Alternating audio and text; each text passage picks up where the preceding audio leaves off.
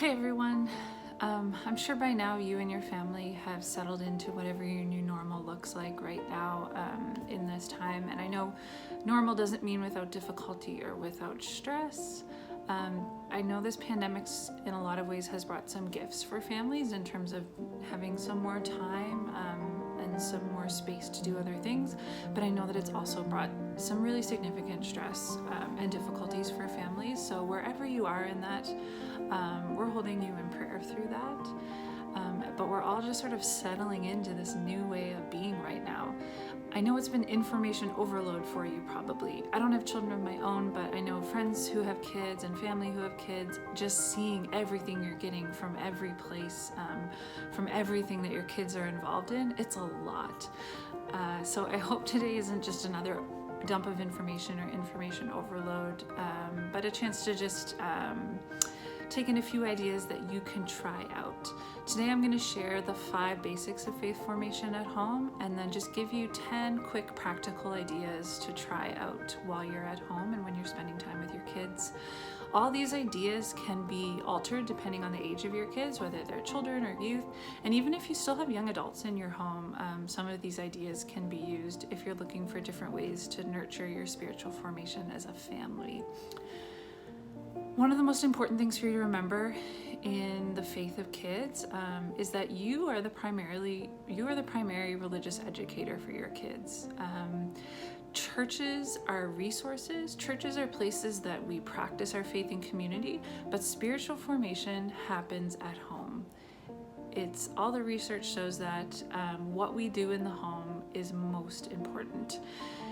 And then it's also important to remember that the spiritual formation of all of us, kids, adults, teenagers, whatever, it is a journey without a destination, which is frustrating, but it's important to remember that there is no level we're trying to reach. And we want to ensure that spiritual formation is a journey that our kids know they have our support on and that they can embark on, and we'll walk with them through this. This is an adventure you have to take as a family. There's no checklist, there's no map for it. You just have to take advantage of opportunities where you can. The church can actually kind of be guilty of thinking that there's some kind of level we're trying to get our children and youth to. I'm a children's minister and I know I'm guilty of that sometimes. We look at things like church membership or confirmation or even becoming a member of a committee or something as goals we're supposed to reach. And that's fine. If that's important to you or if that's important to your child or teenager, it's fine to have those goals. But our children and youth are already formed spiritual beings. And so our job as families, our job as people in faith communities is to nurture that as best we can, and to nurture these kids through all the different ages and stages, and not think that there's some level that we're trying to get them to. Faith, it's not just about knowing about something, but it's about that personal relationship as well. It's not only knowing things about God and Jesus, but knowing God in your own life. So this is why it's important that families take on this role of spiritual formation. Family is the primary community that we all live in. And if our homes are where we're living our lives, this is the best place to explore how God is a part of our lives.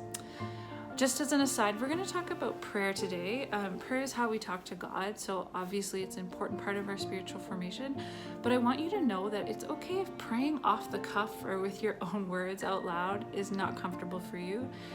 That's not something that comes easily or naturally to everyone. It does not come easily or naturally to me. A lot of us pray without words. I know a lot of us pray while we're doing the dishes, while we're listening to music. I have a friend who uses like a red light in traffic as a cue to pray for others. There's a lot of amazing written prayers out there. There's lots of ways for you to pray as a family that don't involve you having to speak off the cuff. So don't ever feel guilty or ashamed if that's just not something that you find natural or comfortable to do with your family. It's fine. So let's get to the 5 basics of faith formation, and then I'll give you 10 ideas to try out at home. So there are 5 basics to faith formation at home, and they are telling and retelling Bible stories, making the most of family rituals like bedtime, mealtime, birthdays, even a movie night with your family is a ritual. praying together, listening and talking with one another. So that's like the building relationship kind of stuff we do as a family, and then performing faithful acts of service together. So perhaps you already have some ways that you engage with these 5 different things as a family. And if you do, just share your ideas in the comments below so that we can all see them. But here are 10 practical ideas to get you started. Number 1 is having a table blessing or a grace at meals. Don't worry about having to make up graces on your own. If you're able to, that's awesome. But if you Google family mealtime graces, you can find one that works for your family. I would suggest putting a bunch in a jar or something and picking one at each mealtime to read. There's also prayer dice you can buy that you roll, and they have sort of a prayer on each side of the dice to help you pick one. But you could also make your own prayer dice, which is what I've done here. So what I did was just did 6 mealtime graces up that are like family friendly, and then you'd roll the dice, which is from the dollar store, and whichever one you land on tells you which number grace you're going to use. Bedtime rituals are really important in faith formation. I know a lot of you use bedtime prayers already with your kids, but here's a basic structure that could help you to start your bedtime chats with God, and that's going through this process of saying, "Thanks God," "Wow," "Gimme," "Oops, I did something wrong," "Don't forget," and "Please remember." So if you follow just those like really simple one-word steps, it's a great way to sort of reflect on the day or the week and get all those things out to God that we want to say. The third idea for you to try is to take a Bible verse or part of a Bible verse and put it on your fridge or another common place that you and your family will see it often. And this is the verse that you're going to try live into this week. It can be as simple as that. If you want to, you could even set aside time to talk about how living into that verse went for everyone, or you can just change it every week and just point to it and remind your kids of what you're doing every so often. So a good way to get children and teens thinking about how God is active in their lives is to simply ask, "Where did you see God today?" It's an open-ended question, and if it's kept at the forefront of our minds, it just helps us notice God more and think about how our faith is a part of our daily life. Incorporate this question into your lives in a way that feels comfortable and natural for your family. You don't have to write it on a whiteboard or anything. This is just so you can see the question. But just mention it as often as you're able to keep your family thinking about where God is. There are lots of ways to tell and retell Bible stories as a family, but YouTube is such a great resource. I'm sure you use it a lot already. But lots of churches post great videos retelling Bible stories in an engaging way for kids. And there are lots of youth-friendly things on there as well. I've mentioned this a couple times, but the Bible Project is one that I found especially helpful with older kids and teenagers. It's just a great engaging way to dig into the Bible and learn a little more. So the other way to tell and retell Bible stories is by using the Bible itself. For little ones, I can't recommend the Spark Story Bible enough. In my opinion, it's one of the best children's Bibles available. For older kids and youth, I would really recommend using the Message, which is the Bible written in modern language, paraphrased in a modern language, by Eugene Peterson. And then soon I'm going to be putting together a video of some of the best children's books out there that retell Bible stories in a new way or present faith topics in an awesome way, and the best books for people trying to parent faithfully. So number 7 is incorporating silence into your week. It's a great ritual to create, especially in the morning, even if it's only for a few minutes. You just have a complete shutdown. Phones are turned off, everything's turned off, and everyone finds their own space to simply talk to God, whatever that means for you. I would recommend setting a timer on your phone that will chime when the time is up, and then you all return to your normal activities. I've seen this work really well with kids of all ages, even really little ones.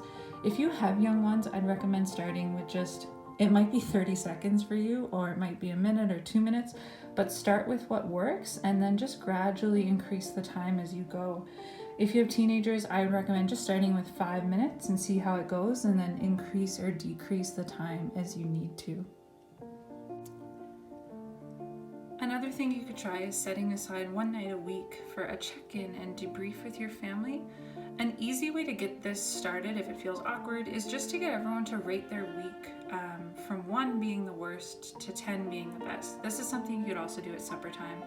And then everyone has to tell why they gave the week the number they did.